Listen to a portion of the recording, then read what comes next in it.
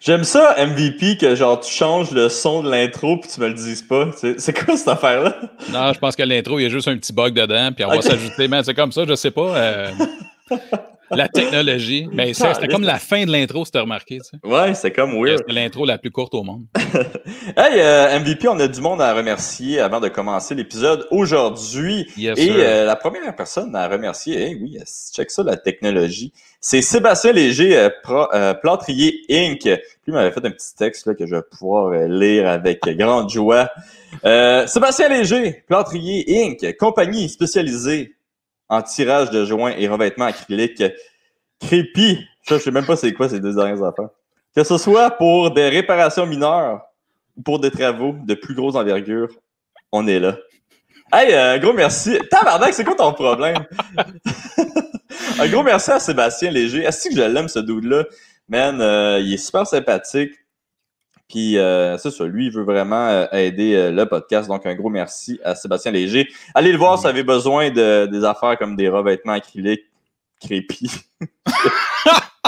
Hey, j'ai aussi 2 Patreons à remercier.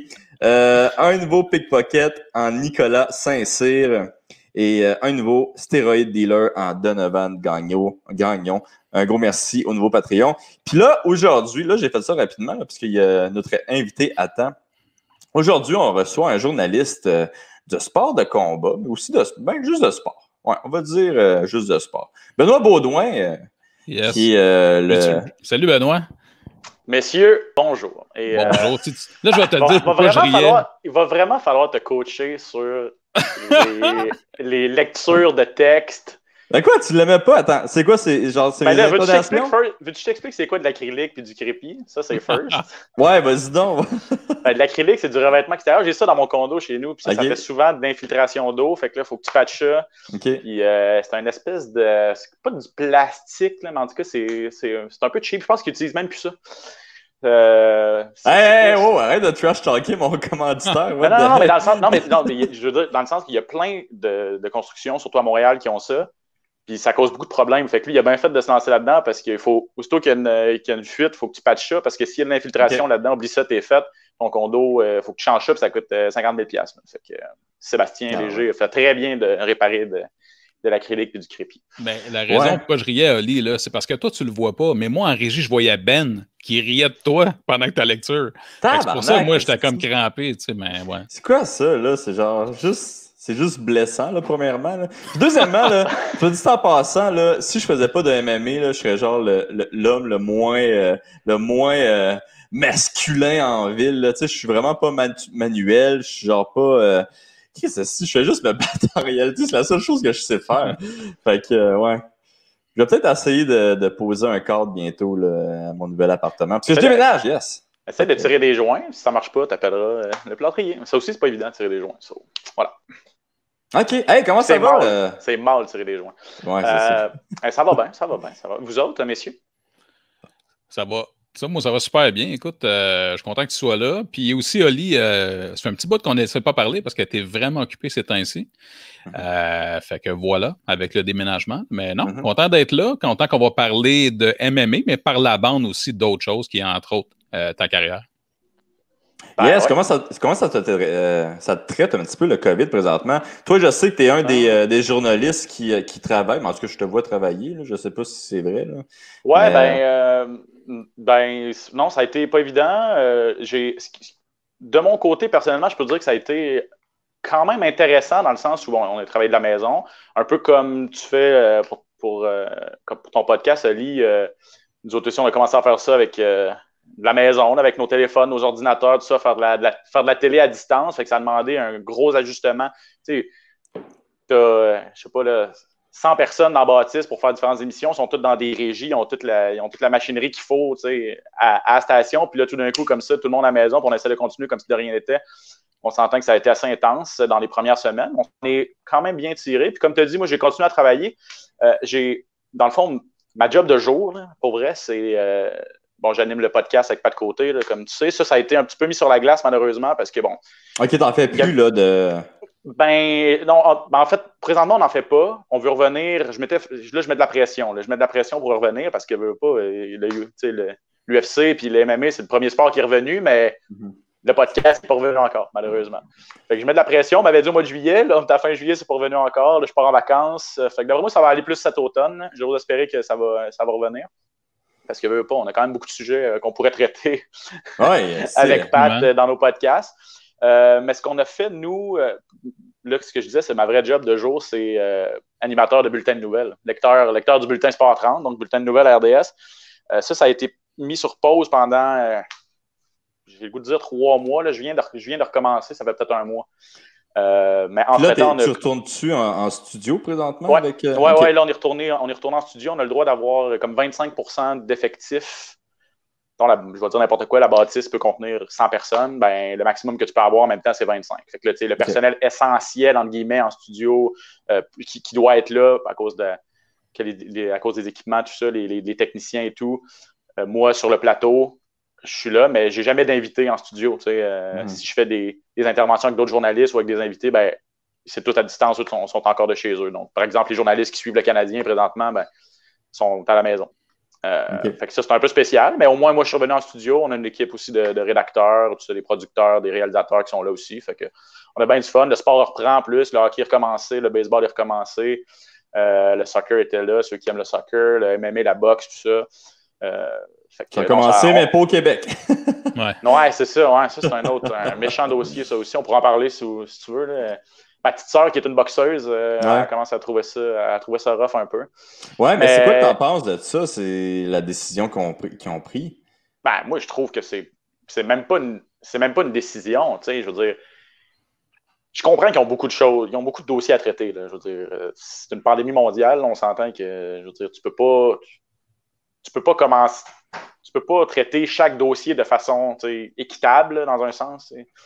C'est sûr qu'il y a des affaires, le retour en classe, comment gérer les hôpitaux, comment gérer les CHSLD et tout. Je comprends que c'est ça le gros crunchy, mais du moment où le ministère des Sports donne le go au golf, donne le go à plein d'autres, faire des pratiques de hockey, faire des pratiques de soccer et tout, puis ces dossiers-là ont évolué et tout ça. Ils ont donné le go aussi au sport de... Le ministère des Sports, je pense pas que c'est là que ça bloque, là. C'est vraiment à la santé publique. Puis, je veux dire, Camille Stéphane, pour y avoir parlé quelques fois puis avoir entendu ses entrevues, je pense qu'il a vraiment fait ses devoirs.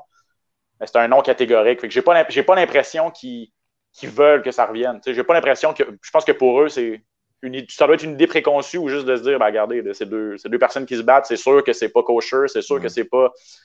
que le virus peut se propager, même si dans le protocole, ben, tu as des tests, tu as des bulles, tu as des quarantaines, tu as des isolations, tout ça. C'est vraiment plate. Mais c'est ça, mais c'est bizarre aussi parce que tu fais une recherche de 5 minutes puis tu te rends compte que mais il y a plein de pays qui sont corrects avec le sport de compétition. C'est genre vraiment weird, là. On est comme les... Puis non seulement c'est revenu dans plusieurs places, mais ça a fonctionné. Je veux dire, il n'y a pas eu de propagation communautaire, ben, en tout cas pas à ma connaissance. Après, il y a eu le cas de Jacare au tout début là, avec l'UFC, qui a été un petit peu peut-être mal géré et tout. Mais après ça, on s'est ajusté. Puis du côté de Top Rank en boxe, tout ça, Christy, il ne s'est rien passé. Là. Puis aussitôt qu'un gars il est potentiellement dangereux, potentiellement il l'a peut-être, oublie ça, t'es kick-out. Fait que je veux dire, si tu suis le protocole à la lettre, il n'y a pas vraiment de danger, puis ça a été prouvé ailleurs. Fait que je trouve ça vraiment plate qu'ils ne permettent pas. Parce que, c'est sûr qu'on pense à la boxe et au MMA, on pense à ceux qui sont plus établis, je ne sais pas, les David Lemieux, les Eléder Alvarez, les Jean Pascal, qui ont fait des bonnes bourses dans leur carrière, puis qui peuvent se permettre de ne pas se battre souvent et tout. Mais comme je disais, ma petite sœur, elle a 24 ans, elle a 2 combats professionnels de fait, elle veut amorcer sa carrière. Là. Puis normalement, en début de carrière, il faut que tu te battes souvent pour te faire un nom, monter une fiche et tout. Puis là, ben, elle est vraiment sur pause. Puis là, elle est un peu dans son prime. 24 ans, elle avait l'espoir d'être championne du monde junior. Ça, c'est moins de 25 ans. Fait qu'elle pensait qu'à son 25e anniversaire, là, qui va être dans au mois de mars, dans 10 mois, elle pensait d'avoir assez de combats professionnels pour faire un titre mineur. Oublie ça. Là. C'est tombé à l'eau, tout ça. Là. Fait que, c'est un peu plate. Là, mais on en parlait justement avec Stéphane, puis qu'on disait que la prochaine génération, là, il va comme pas en avoir. Il va avoir comme vraiment un gros gap, vu que justement, il y a du monde qui vont arrêter, il y a du monde qui vont... il va pas y avoir de nouvelles athlètes qui vont commencer non plus. T'sais. Les gyms, crime, ça va prendre du temps. La moitié va mourir dans les gyms. Tu sais, la prochaine génération, là, ça va être triste. Là. Ah non, c'est dévastateur. Puis c'est vrai, là, est-ce qu'ils vont abandonner? C'est vrai. Tu sais, si tu peux pas. Tu peux pas vivre de ça. Ta vie aussi, là, je veux dire, si tu peux pas. Si tu n'as pas d'opportunité pour te battre, que ce soit en MMA ou en boxe, c'est sûr que tu vas peut-être décider de faire d'autres choses. Puis... Surtout que peu importe le il y a un bon sport, mouvement. Mais tu sais, peu importe le sport, Ben, tu sais, la fenêtre est tellement courte pour, justement, tu parlais de prime, peu importe l'athlète, que ce soit Oli, qui lui, il n'est pas vieux à 31 ans, mais il ne va pas se battre jusqu'à 75. C'est... Donc, le Québec, dans une moindre mesure ailleurs, c'est problématique. Puis, tu sais, ce qui est plate là-dedans, c'est quand on parle de la boxe, hein, tu te rappelles, Oli, un débat qu'ils avaient, si tu veux, entre guillemets, par rapport à ce qu'ils n'aimaient pas, c'est les échanges de gouttelettes de sang, etc., tu sais, quand on se frappe, etc. Par contre, le moment où ils se frappent, là, on sait tous qu'ils ont été testés 3 puis 4 fois avant. Fait que rendu là, pour moi, c'est un non-discours, c'est un non-problème, c'est un non-événement. Je trouve ça dommage. Tu sais. Ouais, puis j'ai comme l'impression qu'ils stickent là-dessus. Là. Ça reste ça leur argument principal de dire ben, dans ce genre de sport-là, l'échange de gouttelettes est inévitable. On s'entend tous là-dessus. Mais comme tu dis, Rog, s'ils sont testés 2, 3, 4 fois puis ils ont été en isolement et tout ça, c'est bien moins dangereux ça qu'une pratique de hockey, que tout le monde était chez eux puis qu'après ça, ils se plaquent dans le coin là, puis que personne n'a été testé. C'est sûr que Eye of the Tiger puis Jim, s'ils décident de faire des galas, ils vont suivre un protocole. Mais si tu ouvres la porte à ces promoteurs-là, il faut que tu permettes aussi aux plus petits peut-être d'en faire. Et là, les plus petits, les plus locaux, n'ont peut-être pas les moyens de faire le même protocole. C'est peut-être ça aussi qui entre en ligne de compte. Mais il y a moyen de dire, regarde, si tu fais pas de protocole, pas de gala. C'est pas compliqué. Regarde, c'est plate. Les gros joueurs vont pouvoir continuer, les petits, moins, mais au moins, ça va permettre à l'industrie d'un peu de retomber sur ses pattes. Là, parce que c'est encore quelques mois comme ça, puis c'est la même chose en restauration et tout. Encore quelques mois comme ça, puis on en perd la moitié, c'est sûr. Oui, non, tu as raison, parce que, tu sais, présentement, là, le problème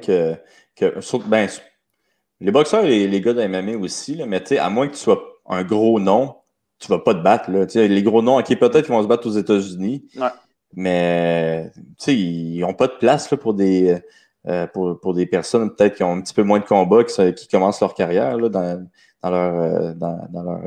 leur carte de combat. C'est ça qui est vraiment triste. C'est vraiment la prochaine génération qui va écoper. Oui, non, c'est ça. Il faut que tu t'exiles, là, comme Corinne Laframboise a fait. J'ai vu qu'elle était Oui, ben c'est vrai, ça, encore pour la deuxième fois. Ça, c'est vraiment cool pour elle. Elle a une opportunité là-bas. Fait qu'elle, c'est bien. Je ne sais pas si dans d'autres provinces au Canada, ils peuvent reprendre aussi. Je pense que oui. Ils s'en sont pas cachés. Ben, les judokas, ils sont en Alberta. J'ai entendu Antoine Volafortier l'autre jour. Eux sont allés s'exiler là-bas. Les coûts que ça implique, c'est correct, tu es sur l'équipe nationale, OK, c'est une chose, tu as des commandites, tu as ta fédération qui te back, tout ça, B210, merci, mais tu sais, comme, c'est ça, un jeune, là, c'est ça, on pense aux jeunes, là, c'est eux autres, c'est ça que ça va faire mal, t'as raison, Ali. Hey, tu disais que ta sœur faisait des sports de combat. C'est à cause de elle que tu couvres le sport de combat ou c'est à cause de toi qui as fait des sports de combat?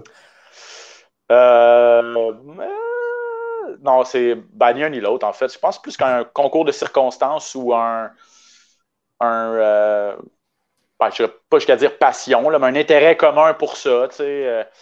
Bon, first, ma petite sœur, elle est plus jeune. Elle a 3 grands frères, donc c'est sûr que peut-être il a fallu qu'elle se développe un caractère. Fait que peut-être que ça rentre en ligne de compte aussi.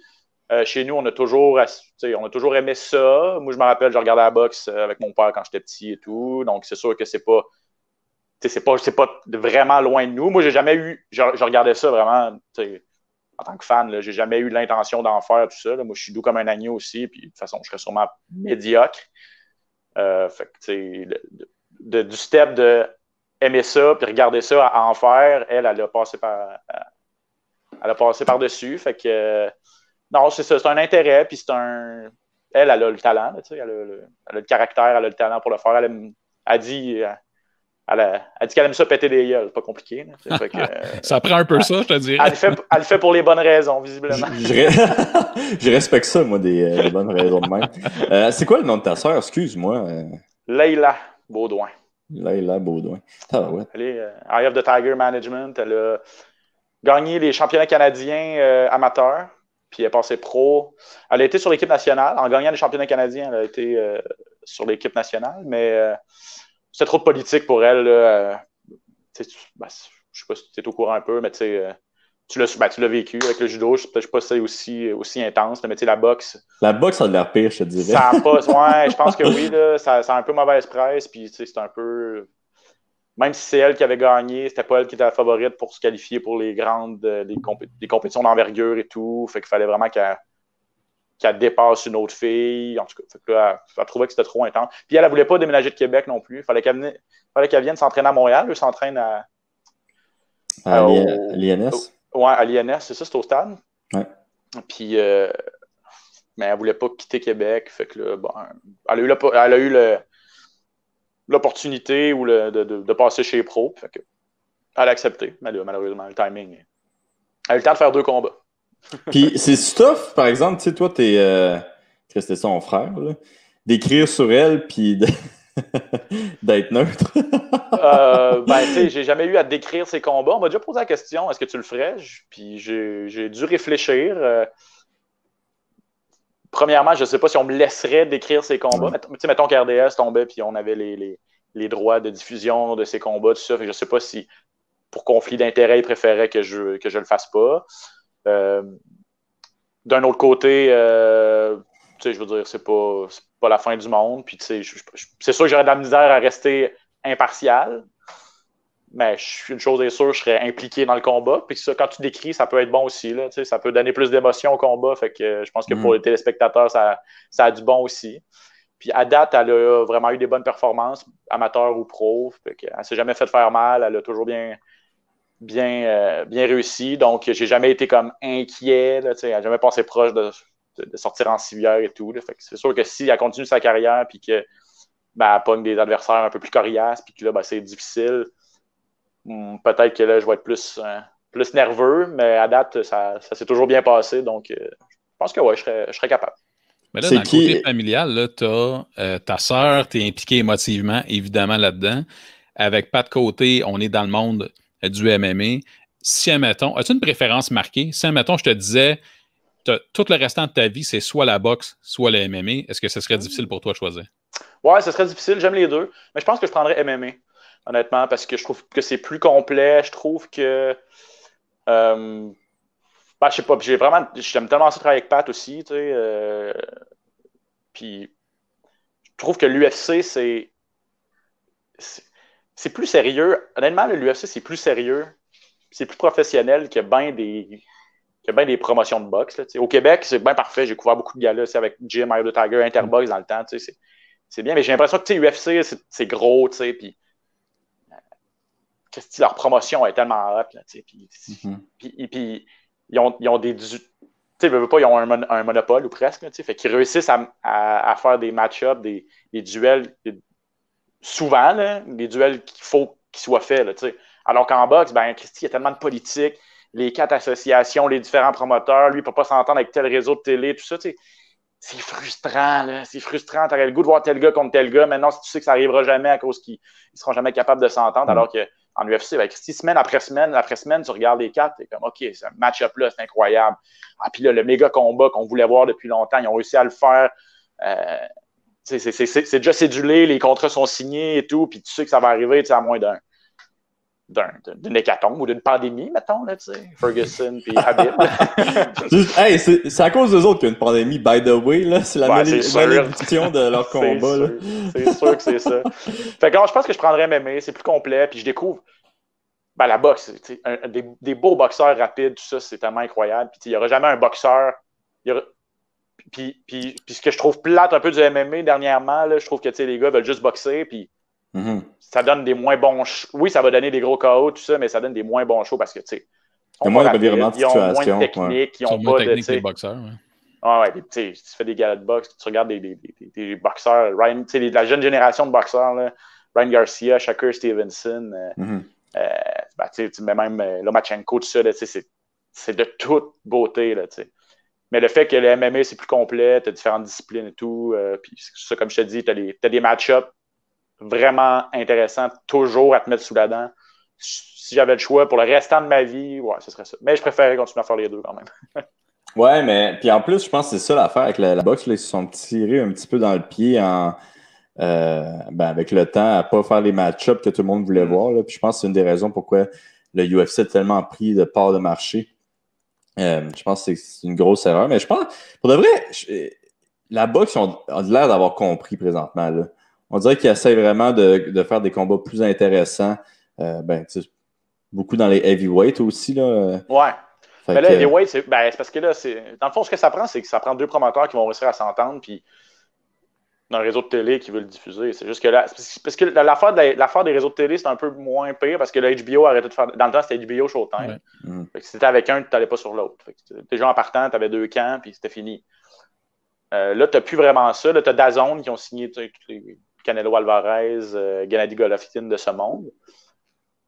Mais c'est quand même, tu as raison, c'est quand même moins compliqué parce que là, on regarde ça, puis chez les heavyweights, là, Wilder contre Fury va avoir un troisième. Après ça, c'est déjà réglé que Joshua va affronter le gagnant ou va affronter Fury. C'est hot, là. C'est étonnant, là, il me semble que ça ne serait jamais arrivé, ça, il y a quelques années. Non, il aurait attendu qu'un des deux ait 38 ans, puis OK, peut-être c'est le temps. Là, c'est vrai. Ouais, je suis d'accord avec toi, puis sauf que il y a tellement d'argent. C'est pas compliqué, il y a tellement d'argent à faire avec ce combat-là qu'ils sont mieux de le faire quand c'est le temps, là, justement. Puis, ces deux Anglais, ils vont remplir le stade. Quand il va pouvoir avoir des spectateurs, ils vont remplir ça à 90 000 personnes et plus. Au stade Wembley, ça va être juste fou raide, là, Fait que, Money Talks, à un moment donné aussi, là, quand tu sais que tu as tellement de millions à faire, tu n'as pas le choix de mettre de l'eau dans ton verre, Mané, puis de dire, regarde, ça vaut plus la peine que je fasse certains compromis sur des affaires, mais je m'en mets plein les poches quand même. Là. À un moment donné, c'est un peu ça la logique. Là. Puis qu'est-ce qui est le fun aussi en boxe, c'est qu'ils ont vraiment le monopole des heavyweights. la catégorie est pas mal plus intéressante en boxe qu'en MMA. T'sais. En MMA, je pense que c'est toujours été un problème. Là, c'est que le niveau heavyweight n'est pas peut-être qu'il n'est pas encore rendu up there, mais en boxe, qu'est-ce que c'est le fun. Puis en plus, il y a vraiment des belles personnalités présentement. Là. Mais ça, c'est cyclique, hein? Il y a 10 ans, il y avait heavyweight en boxe, c'était mort. Là. C'était des Klitschko qui dominaient tout, puis ils se battaient contre n'importe qui, puis ils gardaient leur ceinture, ils se protégeaient. Les deux ne se sont jamais affrontés. Ils se battaient en Europe. On voyait, c'était tough d'avoir leur combat ici et tout. Là, finalement, ils ont cédé leur couronne. Puis là, c'est ça, comme tu dis, des belles personnalités, des super bons boxeurs, des grandes gueules, puis c'est plus ouvert là, que jamais. En MMA, j'espère que. Moi, je trouve ça pas pire. Là. Ngannou, vite de même. Ngannou, c'est sûr qu'il va avoir une autre chance au titre. J'espère que ça amélioré en lutte pour réussir à tenir son bout si il reprend Miocic ou Cormier. Je pense pas Cormier, mais plus Miocic. Je pense que Cormier va prendre sa retraite assez vite quand il va voir Ngannou arriver. Là. Mais à MMA, c'est un cycle de 27 ans, les heavyweights qui sont moyens. Là. C'est depuis le début, à part des exceptions. T'sais. Puis des champions comme Randy Couture qui passe de 205 à heavyweight qui va gagner parce que justement, lui était bon, puis les heavyweights étaient moyens. C'était courant à l'époque.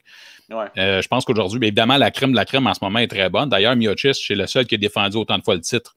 Avant, ça n'existait pas. Tu gagnais la ceinture, tu perdais après. C'est vrai, hein, les gars n'étaient pas capables. Il y avait toujours quelqu'un qui arrivait qui était meilleur. Puis, parce que c'est tellement, avec les petits gants de 4 onces en plus, là, c'est tellement... C'est débile. Là, ça ne pardonne pas. Là, tellement, c'est celui qui va réussir à toucher. Ngannou, le zéro technique, son dernier combat, il est arrivé en swingant comme un moulin avant. Puis il l'a juste pincé, puis c'était terminé. Là, Rosenstrike est comme... Man, ce combat-là, c'était ridicule. Là. Tu le vois au ralenti, là, Ngannou, genre, manque... ses coups, je pense, 3 ou 4 fois. 3 fois, ouais. Ouais, puis Rosenstruck le frappe genre 3 ou 4 fois. Puis Ngannou fait juste genre l'effleurer, puis Rosenstruck il meurt. Genre. C'est comme ridicule. J'ai comme, tu sais, c'est comme, ouais. C'est pas toujours les plus grands techniciens qui gagnent à MMA, mais bon. Mais t'as mis le doigt dessus, Ben, aussi. Hein? Les heavyweights, depuis que ça existe, le UFC, on prend juste les statistiques du UFC, c'est 49,6% du temps, donc la moitié du temps, c'est un KO. Fait que ça peut être toi, ça peut être l'autre. Hein? C'est invariablement. Puis l'autre moitié, c'est des crises cardiaques. Puis c'est quoi? C'est Corey Anderson qui s'est battu dernièrement, qui qui a gagné une décision un peu plate, là, puis que. Puis là, il se fait ramasser par son boss après, qui dit tu sais, t'auras pas de title shot, t'auras pas ta chance au titre parce que t'es trop plate, tu réussis pas de knockout. Mais le but du jeu, c'est pas de réussir juste des knockouts. Là, si t'es meilleur en lutte que les autres, si tu réussis à tirer ton épingle du jeu là-dessus, le gars, il est pénalisé parce que il swing pas comme un débile. Alors que Ngannou, c'est sûr que Christy, 4 knockouts en dedans d'une minute et demie. Oui, c'est vendeur, je suis d'accord. C'est pas juste ce sport-là, puis même le boss, il encourage pas ça. Là. Il encourage pas les combattants complets. Il encourage les gars qui vont essayer de boxer. Oui, c'est la raison pourquoi vous ne verrez jamais dans l'UFC de l'open scoring. Parce que si je connais le score, je vais courir autour du ring pour ne pas me faire taguer. Fait que ça n'arrivera jamais. Parce que justement, Dana White encourage le fait de protège-toi et puis donne un show, le reste. Puis après ça, je vais te booker en conséquence. C'est ça, courir pendant 5 minutes, ça peut être long, effectivement. Des rondes de 5 minutes. 33 minutes à la boxe, déjà, si c'est plus défensif, ça passe un peu plus vite. Là. Courir pendant. Je suis d'accord avec toi que courir pendant 5 minutes, c'est pas bon pour la business. Là. Oh, non, sur 3 rondes, là, par exemple. Ouais. Hey, toi, Ben, as-tu commencé en étant journaliste pour les sports de combat ou t'as commencé avec un autre sport? Je vais t'expliquer comment ça fonctionne. En fait, moi, tu veux-tu expliquer aussi comment tu t'es rendu là en même temps? Ouais, OK. Ouais. As-tu fait ProMédia, toi? J'ai pas fait de ProMédia, j'ai fait Arts et technologie des médias à Cégep de Jonquière de 2005 à 2007. Puis, dans le fond, ça, c'est une technique en journalisme. Fait qu'on apprend journalisme écrit, journaliste télé, journaliste radio et tout. Fait que moi, c'était vraiment plus la presse écrite au départ. Mais je voulais travailler à RDS. C'était mon rêve de jeunesse. Puis ils prennent toujours RDS prend toujours des stagiaires d'art et technologie des médias, l'ATM. Depuis. Il y a tellement de monde à RDS qui ont fait ATM. Là. David Arsenault qui décrit la NFL. Qui d'autres? Il y a plein de producteurs, plein de réalisateurs qui ont fait. Tous les techniciens ou presque ont fait ATM, parce que c'est pas juste journaliste, puis aussi technique. Là. Fait qu'il y a vraiment, vraiment beaucoup de gens de RDS qui sont passés par là. Luc Bellemare, entre autres. En tout cas, il y en a plein. Fait que j'ai fait mon stage à RDS, j'ai réussi à rentrer. Fait que je suis jamais parti depuis ce temps-là. Je suis là depuis 2007. Puis j'avais 19 ans quand je suis rentré à RDS, c'est pas compliqué. Oh shit, OK. Ouais. Puis, là, t'as quel âge, là? J'ai 33. Ah, tabarnak. 33. Fait que j'ai gravi les échelons. Ma première job à RDS, ça a été de rouler le télésouffleur pour Chantal Maccabé. Puis de faire pour les sous-titres, là, pour les malentendants, quand tu mets ta TV sur mute. Là. Bon, c'était moi qui écrivais ce qui était en bas de l'écran. Ça a été Chris, je suis quand même déçu. Je pensais que c'était toi qui faisais les signes pour... Non, ça serait fou. Fait que vraiment poste d'entrée, là, puis tu gravis les échelons. Après ça, j'ai été rédacteur, j'ai été statisticien. Puis ma première opportunité, j'ai travaillé au site web aussi, écrit des articles au site web. Ma première opportunité de... Mais tout ça pour dire que pour rentrer à RDS, il faut que tu connaisses... Faut que tu sois spécialiste dans rien, mais il faut que tu connaisses pas mal tous les sports. Tu sais. Fait que tu as un test d'entrée. Là, fait que, tu poses des questions. Un test d'entrée? Oui, de connaissances. Tu te poses des questions sur les Jeux olympiques, faut que tu saches c'est quoi un double jeu 6-4-3 au baseball. Faut que tu saches compter les points au tennis. Faut que tu connaisses les joueurs de tennis, les joueurs de golf. C'est pas pour rien que j'ai pas volé la job à Pat si je connais aucun autre sport. Ben, pas sûr qu'il ça, ça, c'est différent, par exemple. Pat, il n'est pas passé par là. Peut-être qu'il connaît ça. Pat est un gros fan de golf, gros fan de football. Là, donc, de ce côté-là, il serait correct. Je sais pas si en NASCAR, il est calé, là, mais... Faut pas que tu saches tout. Pas que tu sois... T'es pas nécessairement obligé de nommer les champions de tout le tournoi du Grand Chelem au tennis des 25 dernières années, mais faut que tu connaisses vraiment la base. Puis ma première opportunité de reportage, ça a été les Jeux du Québec. Ça se passait dans le Nord, dans les Laurentides. Les Jeux d'hiver. Puis ça, c'est vraiment comme une belle école. Là. Ton boss t'a dit carte blanche, puis on est obligé de passer des reportages des Jeux du Québec. Ça fait partie de notre mandat. Le CRTC nous oblige. Parce on sent l'engouement. Ouais, c'est ça. Mais tu sais, il envoie le kid, là. J'avais 21, à peu près 22, tu sais. Il envoie le kid, fait que c'est ça. Ça a été une belle école. J'avais un petit baby face. Je pouvais passer quasiment pour un athlète. Là. Tu sais, c'est quoi? C'est 14-15 ans, les Jeux du Québec. Là. Je suis pas bien plus vieux qu'eux autres. J'ai 17 ans à mon sujet. Fait que ça. Puis après ça, ben, tu sais, quand il y a des opportunités, ben, ça fonctionne. Tu sais, des conférences de presse ici et là, des tournois de golf de joueurs de hockey. On fait souvent ça l'été. Là, tu sais, souvent, quand le monde est en vacances l'été, là, dans une année normale, puisqu'il n'y a pas de hockey pendant l'été, ben, tu sais, on court les tournois de golf caritatifs où il y a des joueurs de hockey sont, puis là, ben, on fait le tour de toutes les actualités dans le monde du hockey 12 mois par année. Fait que ça, j'en ai fait en masse. Puis à un moment donné, j'ai eu l'opportunité de. Ma première couverture de sport de combat, ça a été le combat entre Jean-Pascal et Adrian Diaconou.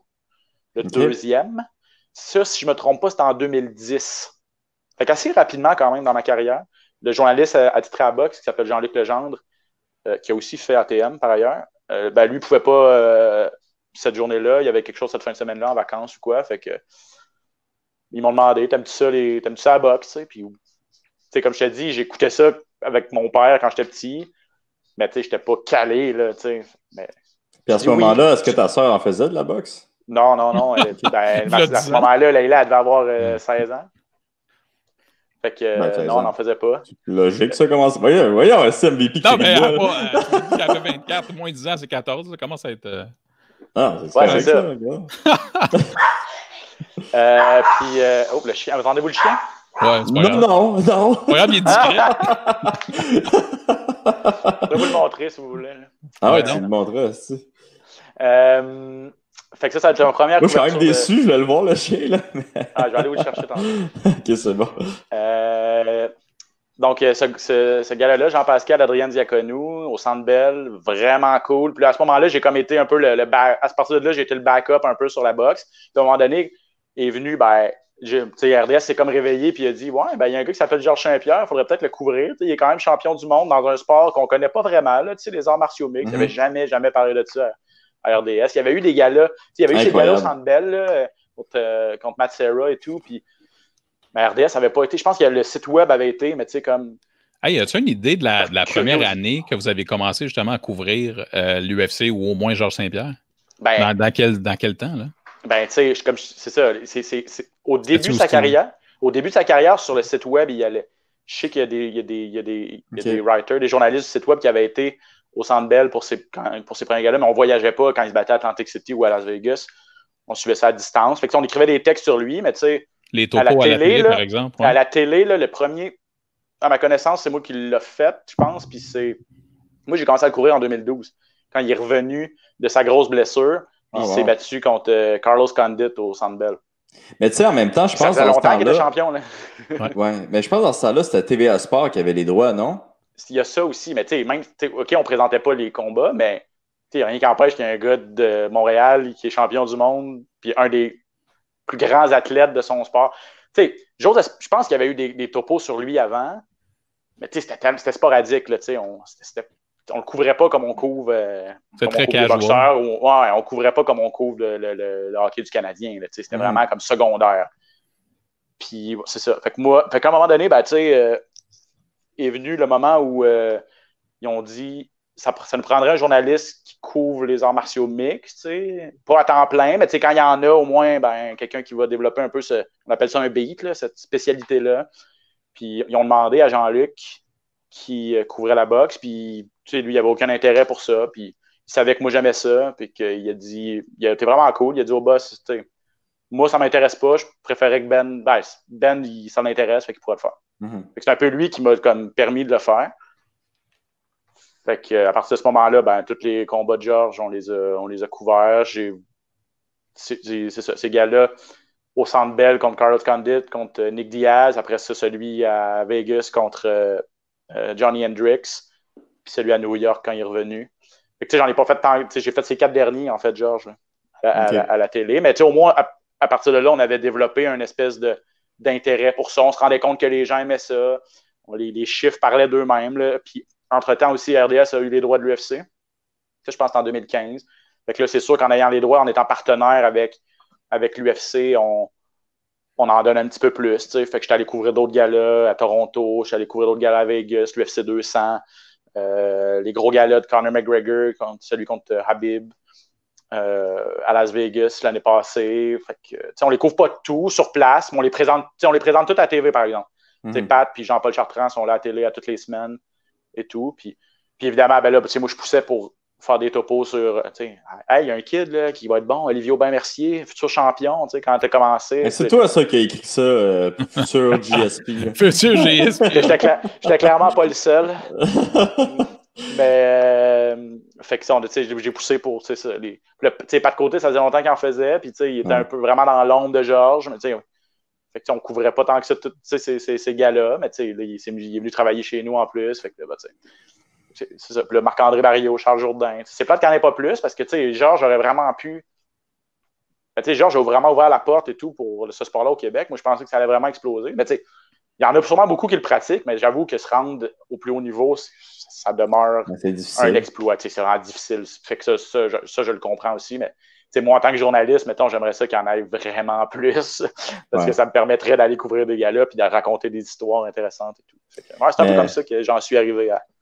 Mais mauvaise nouvelle, mon gars, il va pas en avoir plus. Non, parce comme on disait tantôt, on en parlait au début, mais pas juste ça, ça fait 2 ans que l'amateur il est illégal au Québec, fait que ça non plus, ça aide pas, tu sais. Ouais, puis t'as pas de ligue, malheureusement, t'as pas de ligue de développement non plus ici, t'as pas de circuit régional, t'as pas... non, c'est triste un peu. Mais... On va quand même le dire, mais il y a TKO, mais là, je pense que TKO, c'est... j'ai lu... Peut-être pas mort, mais c'est pas fort. J'ai lu dernièrement, ça fait longtemps que je n'ai pas parlé à Stéphane, mais j'ai lu qu'il avait pas renouvelé sa licence. Ouais, je l'ai lu ça aussi. Ouais. Fait que, est-ce que c'est vrai ou pas? Il faudrait faire un suivi là-dessus, parce que, c'est ça, moi je pense que c'était vraiment une bonne chose. C'était le fun, là. Puis c'était des bons gars-là, puis Charles et Marc-André, c'est grâce un peu à ça qu'ils sont rendus là. Ronson aussi, maintenant. Là, Ronson, c'est vrai. Non, la semaine passée, Cyril Gann. Cyril Gann. Il y en a vraiment des gros noms qui sont passés par TKO. C'est vraiment, vraiment impressionnant. Hey, tantôt, tu parlais de code d'écoute. Je ne sais pas si tu peux en parler, là, mais il y a à peu près combien de personnes qui écoutent les UFC à chaque semaine? Tu le sais-tu? Je le sais pas, man. Je le sais pas. Je pense que c'est bon. Tu sais, mettons, dans un ordre de grandeur, là. Tu sais, sur un match du Canadien, tire un match de saison régulière, là, tire à peu près 400-500 000, selon moi, en moyenne. Ah, t'as ça, pas pire. Peut-être un peu moins, là, un match d'un mardi soir ou quoi, mais je pense que l'UFC le samedi, ça doit tirer le tiers de ça. Je dirais. Il y a un noyau dur. Il y a vraiment un noyau dur. Mais en chiffre absolu, je pourrais pas dire. Mais je pense que les patrons sont satisfaits. Puis, ouais, je pense que les patrons sont satisfaits. Le contrat a été renouvelé. C'est sûr qu'on est reparti en 2019. On a signé pour un autre 5 ans. Fait que je pense qu'on est jusqu'en 2024. On a les droits. Okay. C'est sûr que puis ça dépend aussi qui se bat et tout. Là, il y a beaucoup d'impondérables. Je pense que les chiffres sont bons. C'est une des bonnes propriétés de RDS, je pense. Là, OK, ben, tant mieux. Mais c'est plus que je pensais quand même. Je ne sais pas combien ça coûte. Il faut toujours que tu ramènes ça dans un rapport qualité-prix aussi. Les matchs canadiens coûtent 1 million la game là, présenté. Fait que, c'est bien Tabarnak! Ouais, mais c'est pas les mêmes commanditaires non plus. C'est pas les mêmes commanditaires, c'est sûr, mais que ça te prend du monde qui écoute, ça prend des gros annonceurs. C'est ça. C'est sûr qu'à l'UFC, c'est sûr que ça ne coûte pas 1 million de gars-là. On s'entend.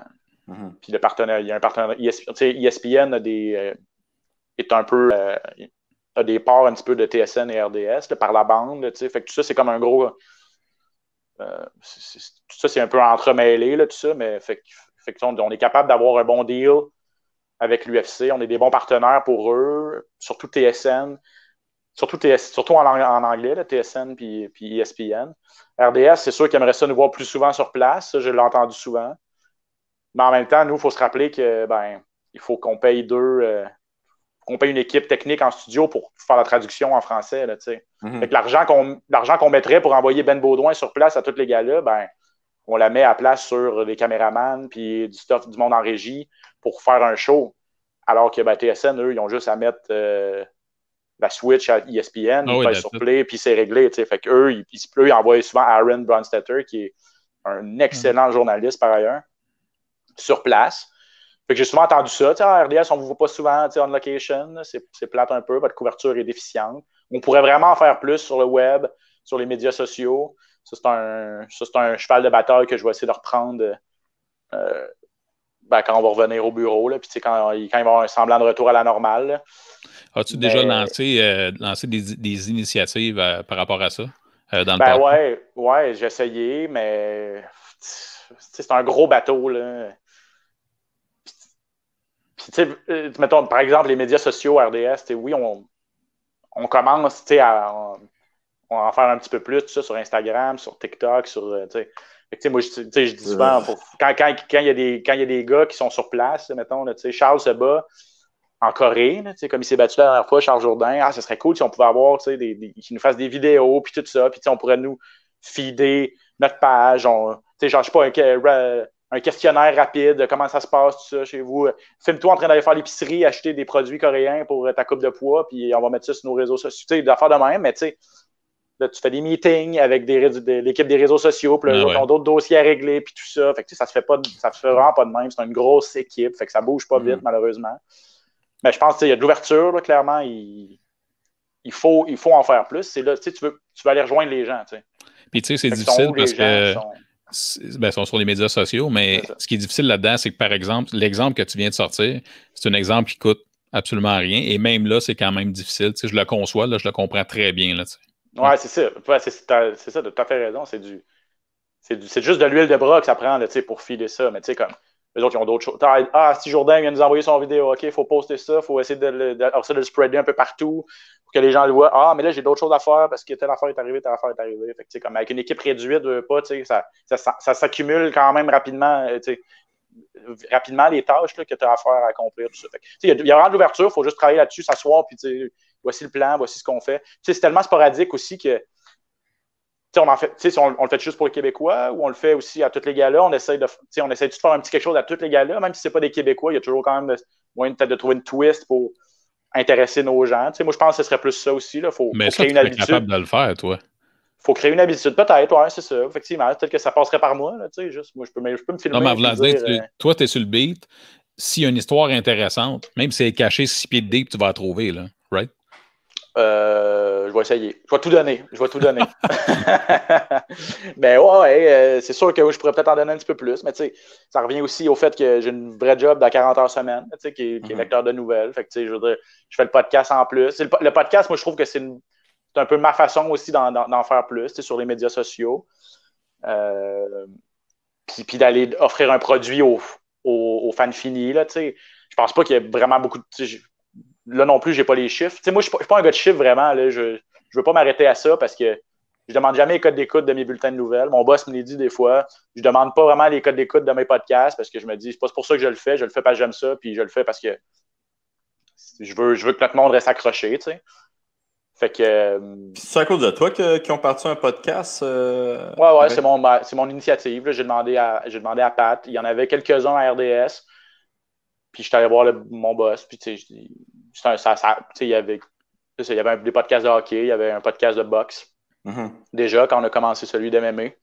Puis je me suis dit qu'avec Pat, qui en avait déjà fait un auparavant, lui aussi était super intéressé. Il aime vraiment ça.